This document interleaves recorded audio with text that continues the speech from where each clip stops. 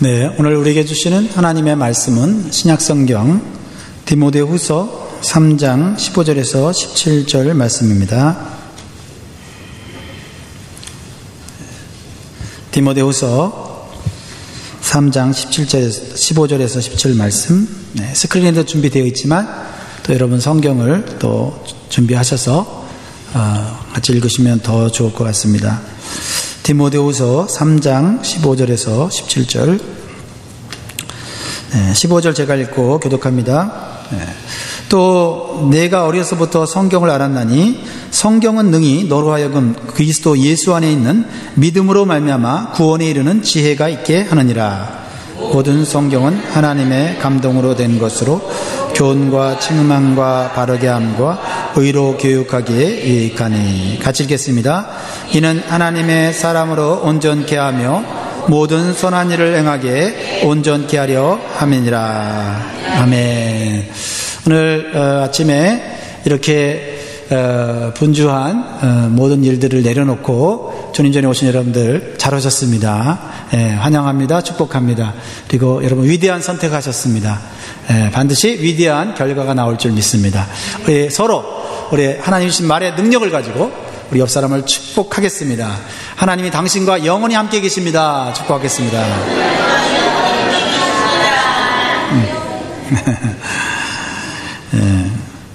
오늘 아침에 차를 타고 교회 와서 파킹라인에 내려서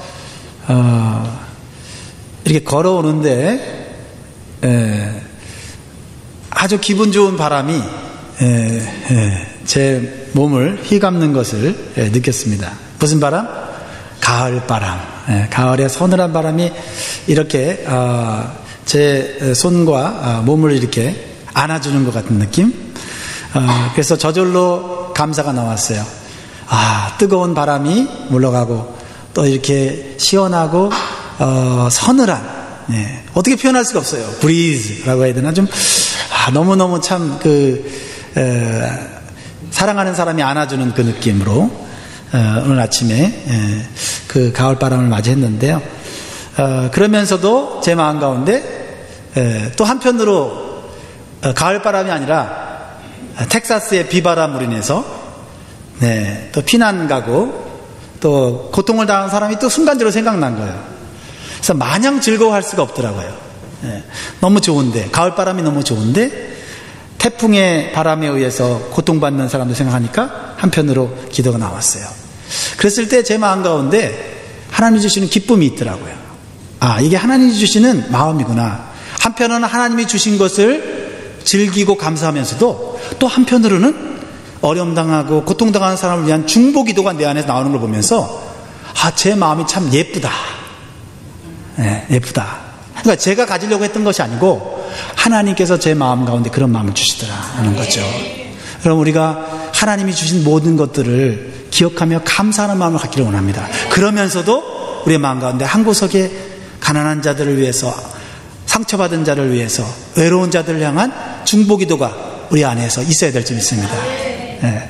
오늘 이 아침에 하나님께서 여러분을 사랑하시고 그래서 여러분에게 귀한 말씀을 통해서 새로운 용기와 힘을 주시기를 주님의 이름으로 축복합니다. 여러분, 성도와 성경은 뗄래야 뗄 수 없는 관계예요. 성경 없이 구원받는 성도가 있을 수 없고요, 성경 없이 온전한 교회가 세워질 수 없기 때문입니다. 그런데요, 성도와 성경이 떨어져 있었던 시대가 있었어요. 성경과 성도가 떨어져 있었다? 어떤 시대일까요? 어떤 분들은 지금 접니다 이러는 분 계실까요? 지금 제가 성경과 많이 떨어져 살고 있습니다 이렇게 말하고 계신 분 계신가요? 중세시대예요. 중세시대에는 성경을 교황과 일부의 사제들만 가지고 있었어요. 그리고 보통 신자들에게는 주어지지 않았습니다. 그러니까 성경 없이 교회 다니는 사람들이 너무나 많았다는 거예요. 대부분이 성경 없이 교회를 다녔다라는 거죠. 교황 그레고리 9세가 AD 1229년에 참 말도 안 되는 교서를 내렸습니다. 일반 신도들이 성경을 소유할 수 없고 읽을 수 없으며 번역할 수 없다, 이렇게 교서를 내렸어요. 그래서 일반 신자가 성경을 소유해서도 안 되고 성경을 읽어서도 안 된다고 말하고 있습니다. 오직 성경을 읽고 말할 수 있는 사람은 사제들 뿐이었어요. 그런데 어떤 사람이 성경을 소유하거나 읽게 되면 종교 재판을 받아서 형벌을 받는 황당한 일이 그 당시에 있었습니다. 심지어는 성경을 읽었다는 이유로 인해서 화형을 당하기도 했다고 해요. 역사적 기록에 의하면. 또한 일반 사람들이 성경을 읽고 싶어도 성경 자체가 부족했어요. 인쇄술이 발달하지 않았기 때문에 성경 하나를 베껴 쓰는데 3년 정도가 걸렸습니다. 그러니까 성경의 숫자도 적었고 또 성경을 읽지 못하게 하는 분위기였고 더욱이 성경이 고어로 되어 있었어요. 그래서 학자가 아니면 읽을 수가 없어요. 성경에 쓰여진 언어는 일반 사람들이 쓰는 언어와 달랐어요.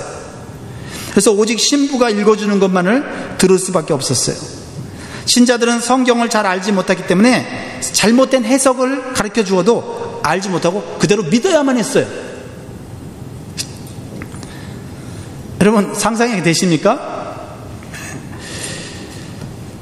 그래서 이런 일까지 벌어졌습니다.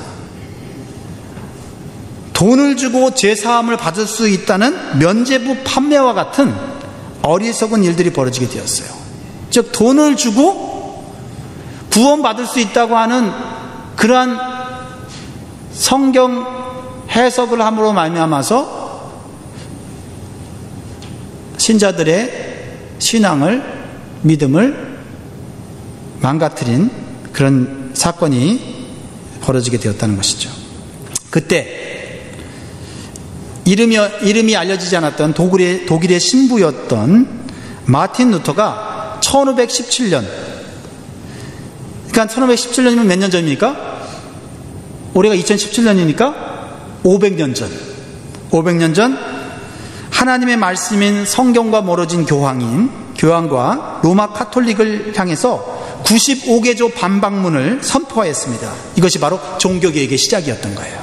종교개혁의 시작은 성경을 돌려주는, 성도들에게 성경을 돌려주는 것으로 시작됐다는 걸 기억하세요. 그때부터 목숨을 건 진리를 위한 싸움을 해야만 했습니다. 그리고 마침내 수많은 희생을 겪고 승리하여 오늘날 일반 성도들에게도 성경을 읽을 수 있는 권한과 성경을 가질 수 있는 그런 소유권을 갖게 되었다는 것입니다.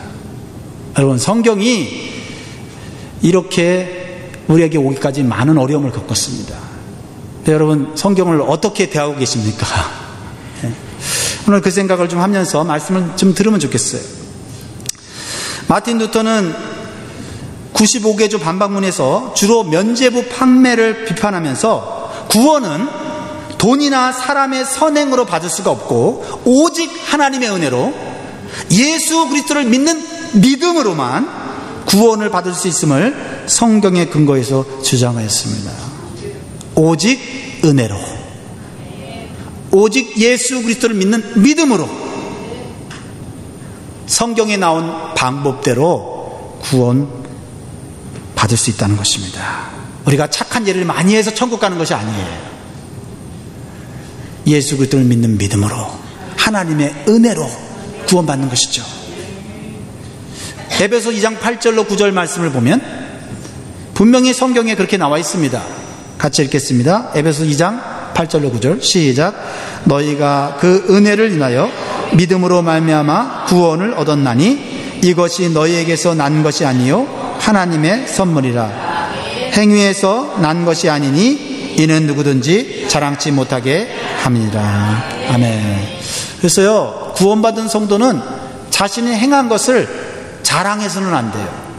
하나님의 은혜로 구원받았기 때문에 자신이 행하는 모든 선행은 하나님의 은혜로 말미암은 것이에요. 그래서 하나님께 감사하고 하나님께 영광 돌려야 되는 거예요. 그런데 교회 안에서 누가 더 많이 봉사했냐 하는 것으로 비교하고 그것을 가지고 우월의식을 느끼거나 또한 열등의식을 느낀다면 하나님의 은혜를 저버리는 일이 되는 것입니다. 종교개혁을 했던 마틴 루터가 성경에 근거해서 주장한 것 세 가지를 요약하면 이거예요. 오직 성경으로 솔라 스크립투라, 오직 은혜로 솔라 그라시아, 오직 믿음으로 솔라 피데입니다. 여러분, 종교개혁 500주년이 되는 2017년인데 우리 다시 한번 우리 기독교가 하나님이 기뻐하시는 진리 가운데 들어가기 위해서 우리 세 가지를 다시 한번 마음에 품고 살아가면 좋겠어요. 한번 따라하겠습니다. 오직 성경으로, 오직 은혜로, 오직 믿음으로. 다시 한번 오직 성경으로, 오직 은혜로, 오직 믿음으로. 이것이 바로 우리 기독교 신앙의 기초예요. 그렇습니다. 구원은 오직 성경을 통해서 하나님의 은혜로 예수 그리스도를 믿는 믿음으로 구원받는 것이 아닙니다. 구원받는 것입니다. 결코 우리의 행위나 우리가 가진 물질을 많이 드렸기 때문에 아니면 봉사를 많이 했기 때문에 남들보다 착하기 때문에 구원받는 것이 아니라 오직 하나님의 은혜로 죽을 수밖에 없는 우리가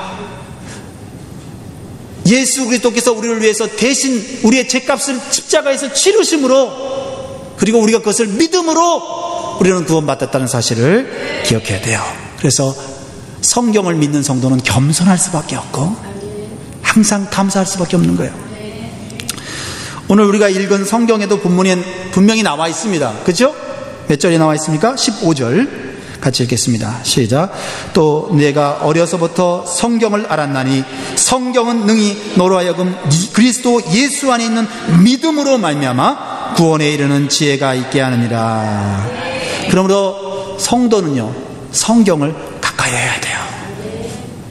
성경 없이 신앙생활 하다가 우리는 잘못된 길로 갈 수 있어요. 성경 읽지 않고 신앙생활 하다가 우리는 잘못된 이단에 빠질 수가 있어요. 성경 읽지 않고 신앙생활 하다가 우리는 혼합된 신앙으로 물들 수 있습니다. 예수님 믿으면서도, 다시 말하면 예수님 믿으면서도 점쟁이를 찾아가는 그러한 혼합된 신앙으로 갈 수 있다라는 것입니다. 성경은 우리 인간에게 최고의 지혜를 주는 책이에요. 여러분, 사람은요, 지혜가 없으면 못 살아요. 지혜가 있어야만 우리는 이 험악한 세상을 잘 살아갈 수 있습니다. 여러분, 지혜 중에 최고의 지혜는 뭘까요? 지혜 중에 최고의 지혜는요, 죽을 사람을 살리는 지혜예요. 공부 잘하는 지혜도 있을 거고, 직장생활 잘하는 지혜도 있을 거고, 돈을 잘 버는 지혜가 있을 거예요. 그러나 죽으면 끝납니다. 죽으면 모든 계획이 사라지는 거예요. 허무해지는 거예요.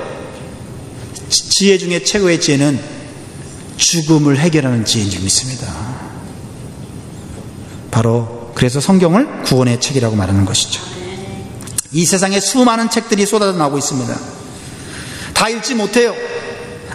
많은 지식과 지혜를 가르쳐 줍니다. 그러나 그 어떠한 책도 인간이 죄와 죽음에서 구원을 알게 해주는 책은 없습니다. 있으면 가져와 보세요. 오직 성경만이 죄로 죽을 수밖에 없는 인간을 구원하려는 하나님의 구원 계획을 기록한 책이에요. 하나님의 아들이신 예수님께서도 분명히 성경에 대해서 이렇게 말씀하셨어요. 성경을 읽고 공부해야 될 이유를 요한복음 5장 39절에 말하고 있어요. 자, 요한복음 5장 39절 같이 읽겠습니다. 시작.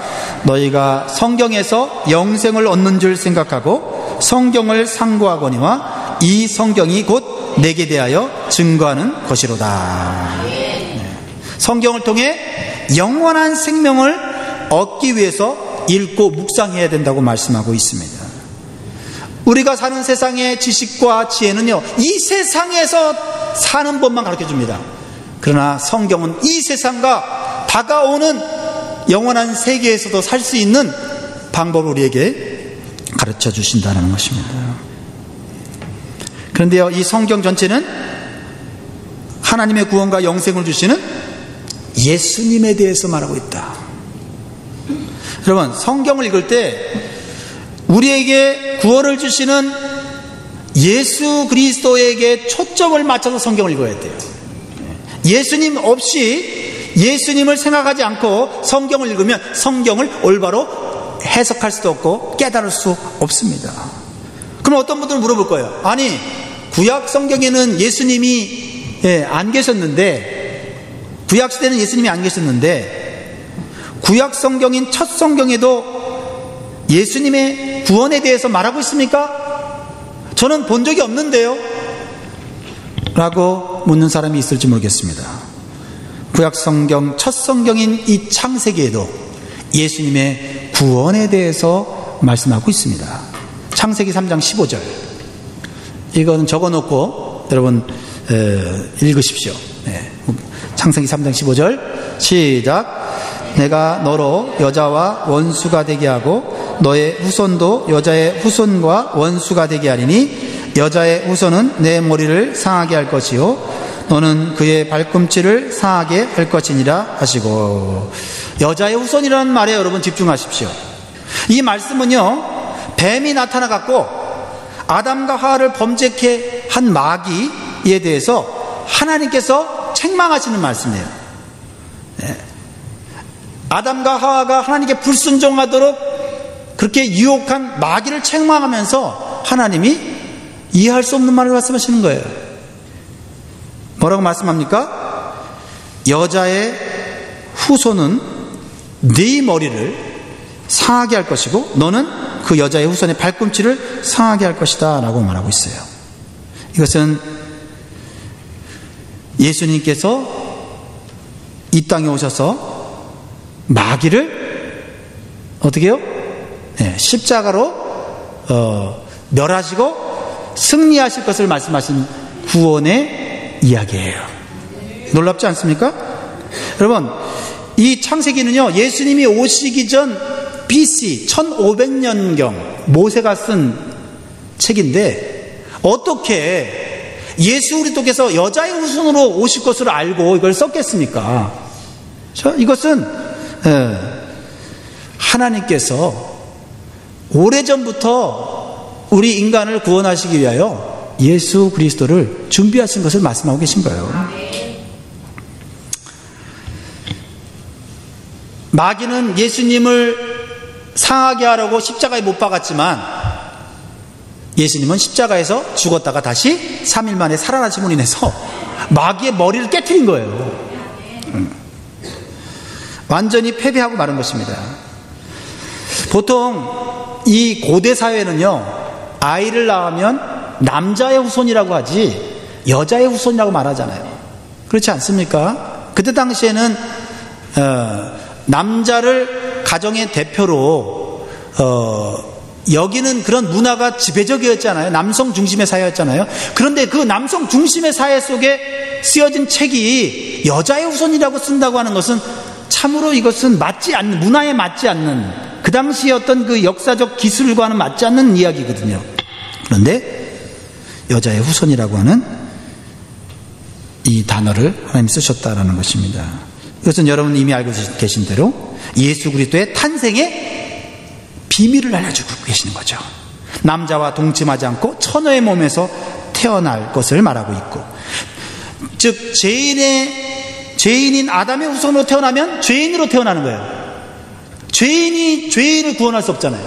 그러니까 남자 없이 죄 없는 인간으로 태어날 것을 미리 수천 년 전에, 아니 그 이전부터 하나님은 계획하고 준비하고 계셨다라는 것입니다. 성경은 참으로 신비로운 책이에요.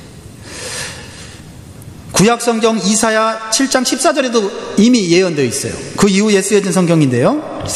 이사야 7장 14절 시작.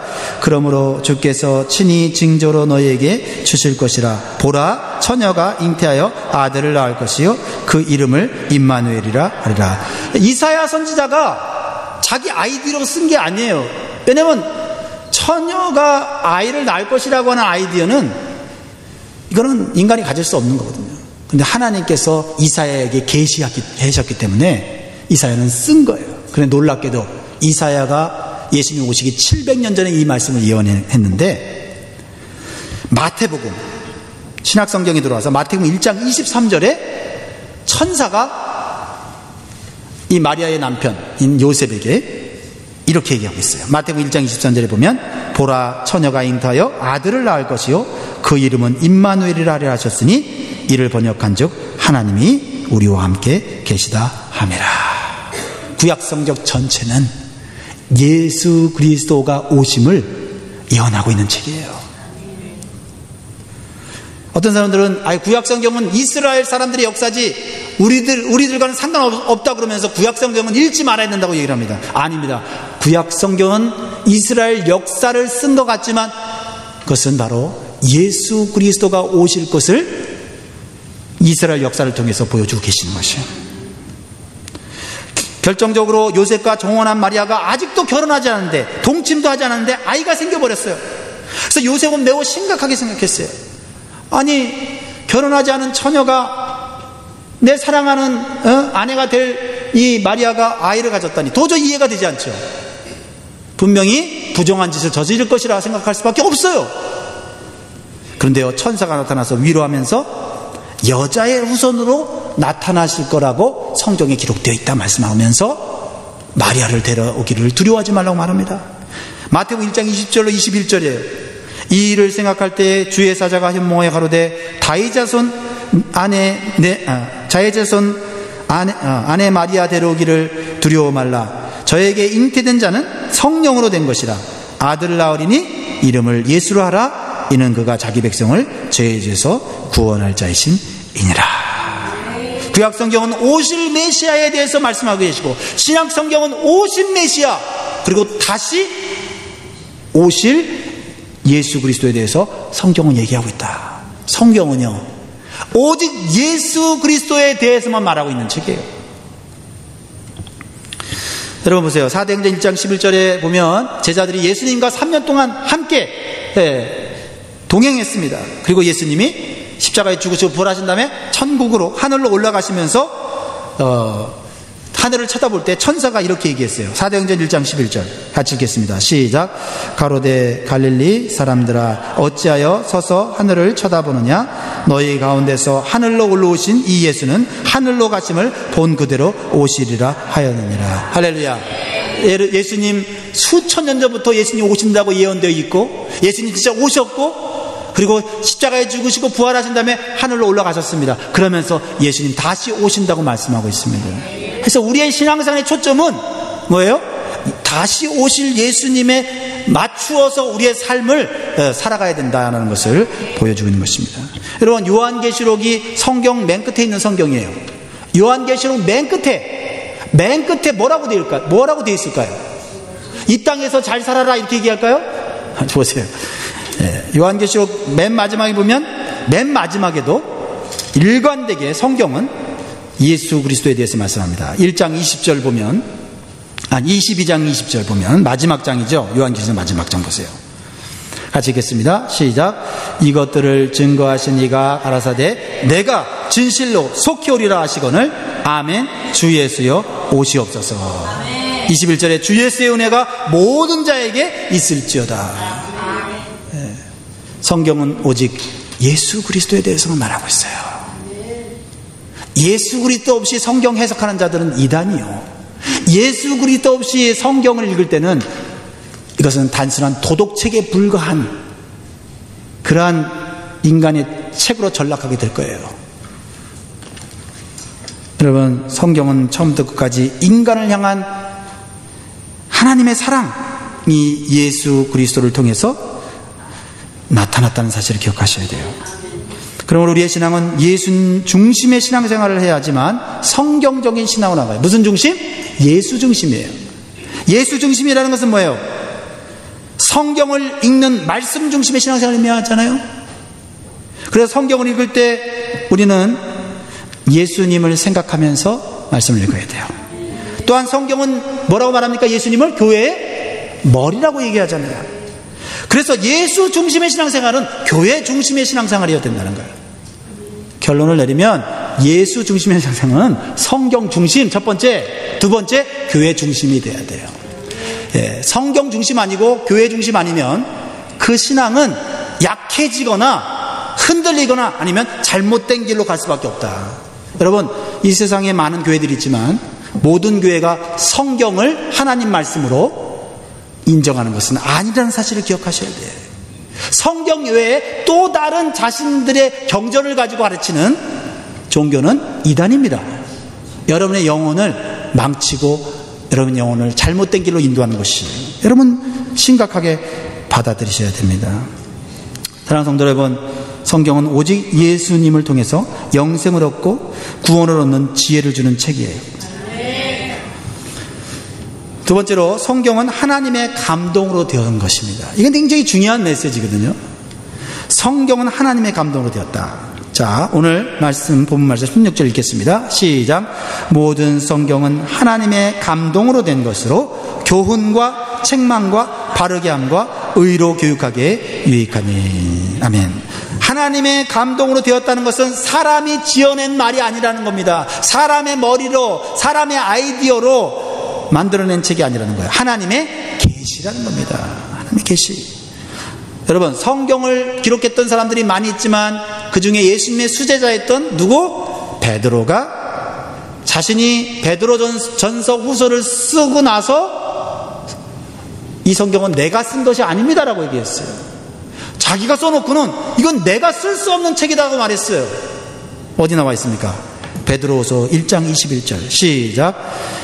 예언은 언제든지 사람의 뜻으로 낸 것이 아니요 오직 성령의 감동하심을 입은 사람들이 하나님께 받아 말한 것입니다. 사람이 썼지만 그 쓴 저자가 자기가 썼다고 얘기하지 않아요. 하나님께서 사람 저자의 마음을 감동하셔서 하나님의 비밀한 뜻을 알게 하시고 기록하게 하신 거예요. 여러분, 우리 세가작성 공부하신 분들은 다 이제 기억하시죠? 성경을 몇 년 동안 썼죠? 네, 까먹었어요? 네. 1600년 동안 1600년 동안 40명의 저자들이 구약과 신약 성경을 기록했어요. 언제요? 1600년 동안. 어떤 인간이, 어떤 사람이 1600년 동안 살아서 책을 쓸 수 있습니까? 성경을 쓴 저자들이 150년도 살지 못했어요. 그리고 미래에 일어날 일들을 알지 못하는 매우 연약한 인간들이었습니다. 그런데 어떻게 동일한 주제로 하나의 책처럼 하나님의 구원의 역사를 점진적으로 예언하며 쓸 수 있을까요? 성경은 하나님이 쓰신 것입니다. 죽지 않으시고 영원히 살아계신 하나님만이 쓰시는 책이에요. 그래서 성경은 사람의 책이 아니라 하나님의 책이라고 말하는 거죠. 매우 신비롭고 영적인 책입니다. 그래서 세상의 다른 책과는 비교가 되지 않아요. 세상의 저자들은 책을 쓰고 어떻게 했습니까? 죽었습니다. 그러나 성경의 저자인 하나님은 여전히 우리 앞에 살아 계시다 이 말이에요. 그래서 성경을 읽을 때 세상의 책들처럼 대하면 안 된다는 거예요. 그리고 과거의 기록을 읽는 것처럼 읽으면 안 돼요. 왜냐하면 살아계신 하나님은 여전히 이 기록된 성경을 통해서 우리에게 생생하게 음성을 들려주시면서 우리가 어떻게 살아가야 되는지, 어떻게 살아가야 축복을 받을 수 있는지, 어떻게 살아가야 죄의 유혹을 물리치며 복된 인생을 살 수 있는지를 하나님은 이 성경을 통해서 오늘도 말씀하고 계시다 이 말이에요. 그러면서 성경을 대할 때 어떻게 돼야 되겠어요? 하나님 앞에서 읽는 것처럼 두렵고 떨리는 마음으로 대해야 하고 믿음과 순종의 자세로 말씀을 받아들여야 되는 것입니다. 왜냐하면 성경을 쓴 저자들도 하나님의 감동받아 썼지만 그 말씀이 이루어질 것인지 성취될 것인지 모르고 예언의 말씀을 썼는데 시간이 흘러 세월이 흘러가면서 하나님의 말씀이 성취되는 것을 모든 사람들이 보게 되었다 이 말입니다. 앞으로 남은 이 성경의 예언도 반드시 이루어질 거예요. 이 세상이 아무리 혼란스럽고 이 세상에 아무리 힘 있는 자들이 이 세상을 이끌어간다 할지라도 그들의 뜻대로 이 세상은 되지 않습니다. 하나님이 계획하신 대로만, 하나님의 구원을 계획하신 대로 하나님은 구원의 역사를 이루실 거예요. 여러분, 기차를 타고 여행하던 두 장교가 있었습니다. 한 사람은 인가솔이라고 하는 대령이었고요. 또 다른 사람은 루 월레스라고 하는 장군이었습니다. 두 사람이 주고받은 이야기는 예수님에 관한 모독적인 이야기였어요. 인가설 대령이 말합니다. 그 예수라고 하는 친구 있지? 예수쟁이들은 예수를 하나님의 아들이니 하나님이니 하고 허튼 소리를 하고 있는데, 예수라고 하는 친구를 멋진 연애장이로 만들면 에로틱한 소설을 쓰면 어떨까? 예수님을 어떤 연애에 하는 그런 소설의 주인공으로 만들면 돈을 많이 벌 수 있겠지. 그러자 월레스 장군이 응수했습니다. 아, 그거 참 좋은 아이디어네. 그러면 참 훌륭한 소설이 되겠지. 많은 사람들이 인기가 있을 거야. 그 후에 그들은 제대를 했습니다. 제대를 하고 이것저것 할 일을 찾아보았으나 별로 신통한 것이 없었어요. 그래서 생각 끝에 전에 기차를 타고 가다가 예수라고 하는 사람에 대한 에로틱한 소설을 써 베스트셀러가 되면 돈을 많이 벌 수 있을 것이라고 말했던 생각이 났어요. 그래서 월레스는 성경을 열심히 읽기 시작했어요. 처음엔 비판하기 위해서 읽었습니다. 사람들이 말하는 그 예수는 그렇게 하나님도 아니고 대단한 거룩한 인물도 아니고 능력 있는 인물도 아닐 거야 하면서 성경을 읽었어요. 그리고 실제로 이스라엘 성지까지 가서 소설의 자료를 수집하기 위해서 애를 썼습니다. 그런데 참 이상한 일이 생겼어요. 그가 성경을 읽으면 읽을수록, 예수에 대한 자료를 수집하면 수집할수록 그 마음이 이상하게 변해가는 것을 느끼기 시작했어요. 마침내 그가 목적한 소설의 원고가 끝났습니다. 그런데 처음에 계획했던 연애소설과는 정반대 방향으로 흘러간 소설이 되었어요. 원고의 마지막 장을 끝낸 다음에 월레스는 자신도 모르는 사이에 의자에서 내려와 무릎을 꿇고 성경에서 발견한 예수 그리스도 앞에 무릎을 꿇었습니다. 그리고 이렇게 말합니다. 진실로 진실로 주는 그리스도시요 살아계신 하나님의 아들이십니다. 그 소설책의 이름이 벤허입니다. 벤허. 이것은 유명한 영화로도 만들어졌죠. 성경 말씀은 하나님의 말씀이고 하나님의 능력을 체험할 수 있는 책이에요. 그러니까 성경을 대충 읽는 것은 하나님을 올바로 대하는 태도가 아닙니다. 성경을 귀하게 여기면서 성경을 자세히 읽어야 되는 거예요. 오늘 성경을 대하는 우리의 태도를 다시 한번 점검해 볼 필요가 있다고 생각이 듭니다. 너무 성경이 흔해서 언제든지 성경을 읽으려고 하면 읽을 수 있는 그런 시대, 심지어는 스마트폰에 들어간 성경 버튼만 누르면 성경을 읽을 수 있는 시대가 됐는데, 오늘날 많은 성도들은 옛날 성도보다 성경 읽기를 아주 많이 읽지 않는다는 사실이에요. 그러니까 오늘날의 교회가, 오늘날의 성도들이 얼마나 믿음에서 흔들리는지 몰라요. 얼마나 세속적인 문화에 빠져서 쾌락을 즐기면서 주일날이면 그냥 예배드리고 세상에 나가서는 세상의 것들을 즐기는 이중적인 삶을 살게 되는 것입니다. 왜요? 거룩한 능력이 자신에게 없으니까 그냥 세상 사람들에게 섞여서 타협하며 살게 되는 것이죠. 성경은요, 인생의 확실한 안내자입니다. 오늘 16절 말씀 다시 봅니다. 모든 성경은 하나님의 감동으로 된 것으로 교훈과 책망과 바르게 함과 의로 교육하기에 유익하니. 사람을 교육하기에 유익하다고 말하고 있습니다. 여러분, 사람은 교육과 훈련을 통해서 사람다운 사람이 되어가요. 그러나 이 세상의 교육은 완전하지 못해서 부분적인 진리만을 가리킵니다. 또는 하나님과 반대되는 어리석은 교육을 하는 경우가 많아요. 요즘은 더욱 그렇습니다. 여러분, 요즘 교육이 얼마나 성경에서 멀어져 있는지를 여러분 알고 계시죠? 인간의 생각대로 동성 결혼을 합법화하고 한 남자와 한 여자가 결혼하는 성경의 가르침을 교묘에 바꾸려고 하고 있어요. 그리고 이제 자라나는 아이들에게 이것이 올바른 진리라고, 성경이 진리라고 가르치지 않고 성경의 진리는 이미 낡은, 이미 지나간 그런 진리나 교훈에 불과하다. 그러면서 지금 학교에서 결혼의 정의를 아이들에게 잘못 가르치고 성경의 가르침을 적대시하는 일이 벌어지고 있다 이 말이에요. 그래서 우리와 우리 자녀들이 하나님의 뜻대로 축복받는 인생을 살지 못하도록 만드는 것이 이 세상의 교육이 되어버리고 있다 이 말이에요. 사람은 자신의 미래를 전혀 알지 못합니다.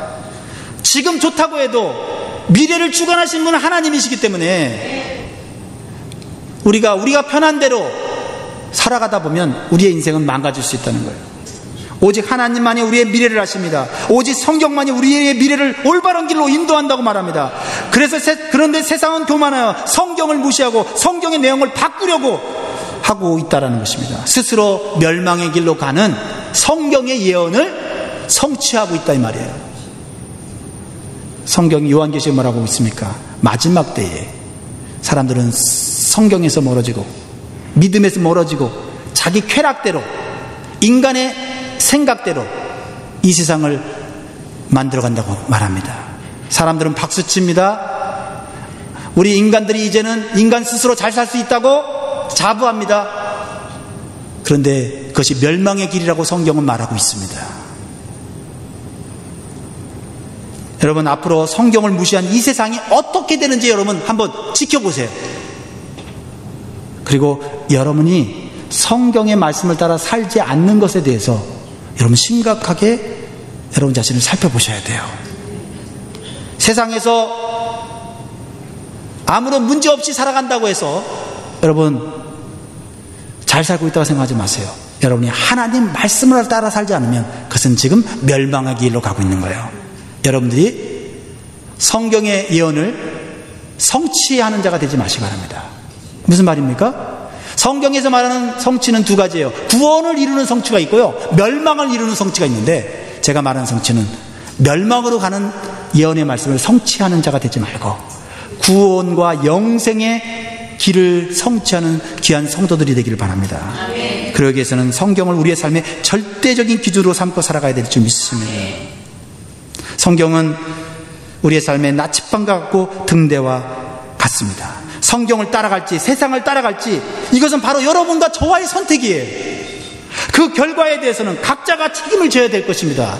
이 시대는요, 누가 우리의 구원을 보장해 주지 않아요. 여러분 스스로가 세상을 따라갈 것인지 하나님 말씀의 성경을 따라갈 것인지 여러분이 선택해야 돼요. 사랑하는 성도 여러분, 세상의 흐름에 흔들리지 마십시오. 세상의 흐름은 결코 인간을 행복으로 이끌지 못합니다. 오직 성경만이 사람을 변화시키며 이 세상을 올바로 살아가도록 안내하는 안내자인 것이에요. 마지막 한 가지 얘기를 하고 마치고 싶어요. 영국의 유명한 성경 주석가 윌리엄 바클레이의 책 중에 나오는 이야기입니다. 성경을 가지고 다니면서 성경을 판매하는 사람이 있었습니다. 시실리아 섬에, 이탈리아 시실리아 섬의 어느 숲속에서 성경을 들고 가다가 산속에서 산적에게 붙잡혔습니다. 권총을 들이대면서 그 책들을 모두 불태우라고 했습니다. 이때 성경을 판매하는 사람이 부탁을 했습니다. 이 책들을 태우기 전에 한 책에서 조금씩 성경에 있는 내용을 읽고 싶다고 했습니다. 읽을 수 있게 해달라고 했습니다. 그러자 그 산적이, 그래 뭐 어차피 이 말씀도 태워버리고 너도 죽을 거니까, 성경 태워버릴 거니까 읽으라고 그랬어요. 먼저 시편 23편을 읽었습니다. 여호와는 나의 목자시니 내가 부족함이 없으리로다.